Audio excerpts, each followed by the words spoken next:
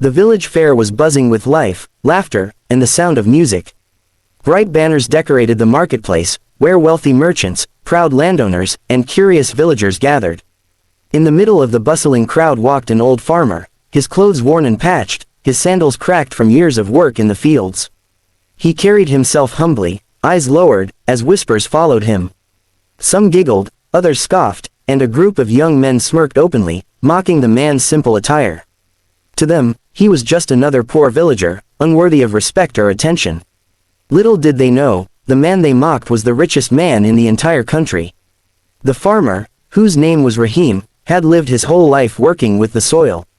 He loved the land, the smell of rain, and the patience it demanded. He never cared for gold chains or luxurious fabrics. His joy came from watching seeds grow into harvests and sharing food with those who had none. For years, Rahim quietly helped struggling families, paid for children's education, and built wells in villages. Yet he never revealed his wealth or status. He lived simply, driving an old cart and wearing the same patched tunic for decades. To the world, he was just the poor farmer, but in truth, he was a man who owned half the land in the country. At the fair, Rahim stopped at a stall selling sweets, his eyes lighting up like a child's as he bought a small bag of sugar candy. A group of wealthy traders nearby laughed, pointing at his old, faded shirt. One sneered, "Look at him, he doesn't even belong here. He should stick to his mud huts." Another added mockingly, "He probably can't afford more than those cheap sweets." Rahim said nothing. He smiled softly and moved along, not letting their words disturb his peace. But the crowd that overheard joined in the laughter, and the whispers grew. It was easy for them to believe he was nothing more than a ragged farmer with no worth. As the fair continued, a grand announcement was made. The king himself had invited a special guest to the festival, a man of great importance, someone who had changed countless lives with his generosity. Everyone's attention shifted to the royal stage, where nobles and officials gathered, waiting to honor the mysterious figure. Curiosity swept through the crowd. Who was this man? A foreign merchant? A royal advisor? Some even guessed it was a wealthy land baron. But no one expected it to be the old farmer with patched clothes, standing quietly near the edge of the crowd, watching with his bag of candy in hand. When Rahim's name was called, the laughter turned to stunned silence. The very king who had ruled the land stood up and bowed respectfully, inviting the old farmer to the stage. Murmurs rippled through the crowd as people craned their necks to see. Was this truly the same man they mocked? The simple farmer shuffled forward, each step heavy with the weight of disbelief surrounding him. The nobles lowered their heads as he passed, showing him more respect than they showed one another. The young men who had laughed at him earlier felt their cheeks burn with shame. No one had expected this twist. The king addressed the people with a booming voice, praising Rahim for his silent generosity. He told stories of how Rahim had used his wealth to rebuild schools after floods, how he had donated land to widows, and how he never once sought recognition. While many wear gold on their wrists, this man carries gold in his heart, the king declared. Applause thundered across the fairground, though many clapped with trembling hands, realizing how blind they had been. The mockery of earlier moments now echoed in their minds like bitter regret. The farmer they had dismissed was the very man who had been feeding and supporting their families for years. Rahim, however, did not gloat. Standing on the stage, he looked at the crowd with gentle eyes. He raised his hand, asking for silence. "Clothes do not make a man rich," he said softly, his voice carrying through the air. "Kindness, honesty, and hard work do. I never cared for fine fabrics or jewels, for they cover only the body. What matters is what we cover our hearts with, love or pride, greed or humility. I chose love, and I hope each of you will too." His words struck deep, piercing through the pride and vanity of those who had laughed at him moments ago. Among the crowd, the young men who mocked Rahim hung their heads, ashamed of their cruelty. One of them, a merchant's son, stepped forward and said, "Forgive us, master. We judged you by your clothes, not by your deeds." Rahim smiled kindly and replied, "There is nothing to forgive. A seed does not know what fruit it will bear until it grows. Let this be a lesson for you, to judge not by appearance, but by character." His humility disarmed their guilt, replacing it with gratitude.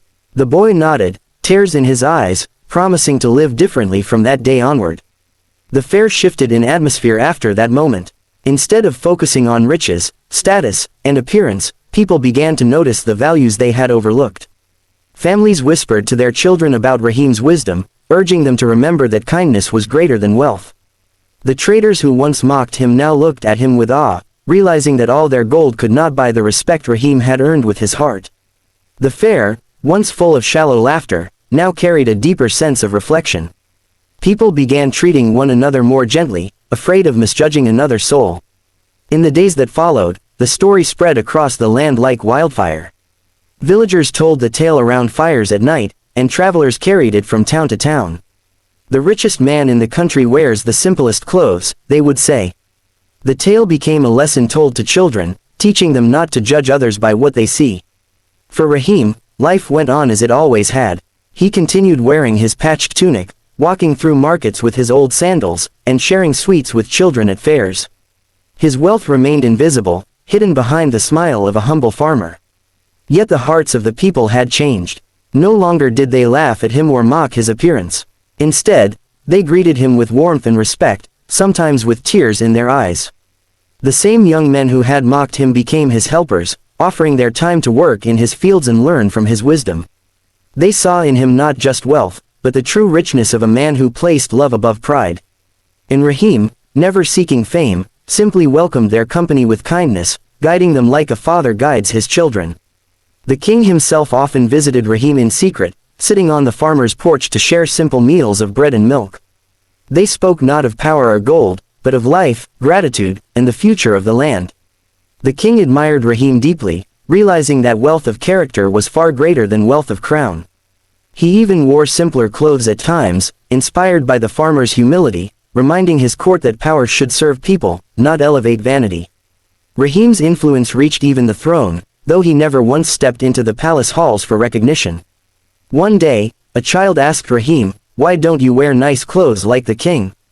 The old farmer chuckled softly and said, "Because clothes do not plant seeds, my child. Hands do, and hands are worth more when they are calloused with work than soft with pride."